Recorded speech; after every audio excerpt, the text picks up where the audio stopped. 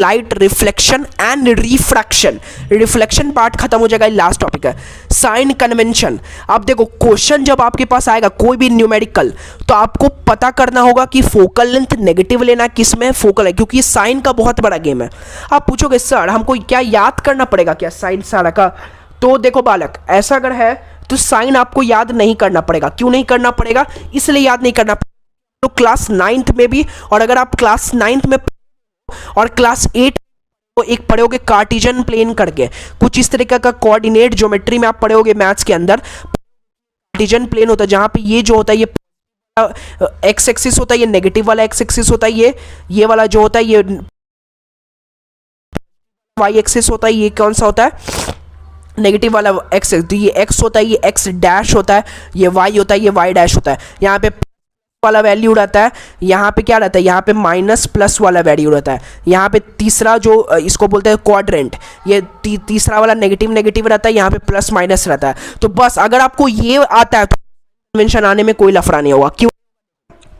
पहले आपको याद रखना है object distance is you is always negative. हमेशा याद रखना, कोई भी अगर आप न्यूमेरिकल सॉल्व कर रहे हो, कोई भी न्यूमेरिकल, ठीक है, तो उस न्यूमेरिकल में हमेशा अगर ऑब्जेक्ट डिस्टेंस आपको दिया हुआ है तो हमेशा एक चीज याद रखना कि ऑब्जेक्ट डिस्टेंस हमेशा नेगेटिव होगा। अब मैं आपको रटाऊंगा नहीं, मैं आपको सीधा कंसेप्ट पे बताऊंगा कि ये नेगेटिव होता क्यों है। ऑब्जेक्ट को कहाँ रखते हो पहले ये बताओ। अगर कनकेव मिरर है तो ऑब्जेक्ट कहाँ लेफ्ट साइड रखा है इस वाले प्लेन में, तो ये लेफ्ट साइड क्या है? ये वाला साइड है। तो लेफ्ट साइड में अगर ऑब्जेक्ट रखते हो तो वो माइनस हो रहा है, तो इसलिए वो ऑब्जेक्ट जो होता है ऑब्जेक्ट डिस्टेंस वो हमेशा नेगेटिव होता है, ठीक है।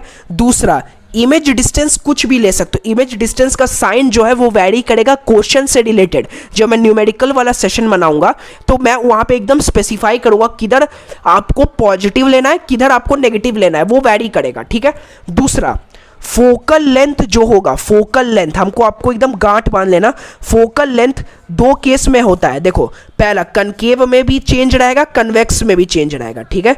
फोकल लेंथ कनकेव में हमेशा नेगेटिव आएगा और कन्वेक्स में हमेशा पॉजिटिव आएगा। उसका पीछे भी बहुत बड़ा लॉजिक है, बहुत बड़ा कारण है। अब समझ लो कारण क्या है। कनकेव में नेगेटिव क्यों आएगा? देखो कनकेव मिरर कुछ इस प्रकार होता है, मैंने अभी आपको सिखा दिया। ये P पॉइंट होता है, ये F पॉइंट होता है, ये C पॉइंट। तो ये होता है कोई फोकल लेंथ, ये वाला पार्ट। तो अगर ये देखो फोकल लेंथ किस तरफ लाई कर रहा है? इस तरफ लाई कर रहा है, लेफ्ट साइड। और कार्टिजन प्लेन में तो लेफ्ट साइड तो नेगेटिव होता है, इसलिए वो नेगेटिव होता है। अब आपको कंसेप्ट समझ में आ गया। अब देखो कन्वेक्स वाला समझ लो। कन्वेक्स में पॉजिटिव क्यों होता है? क्योंकि वो मिरर इस तरीके का होता है, ठीक है। तो ये मेरा फोकल लेंथ हो गया, ये वाला सॉरी P और F के बीच वाला मेरा हो गया, तो ये मेरा फोकल लेंथ कहला गया।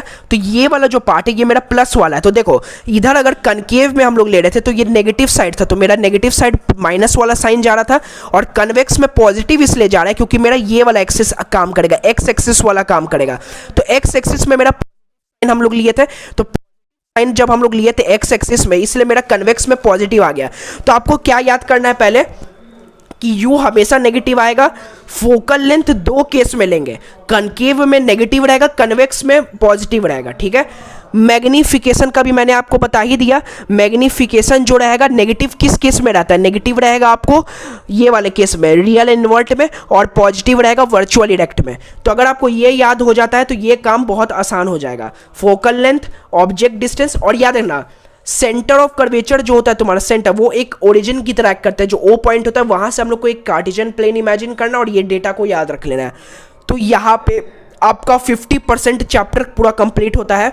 लाइट का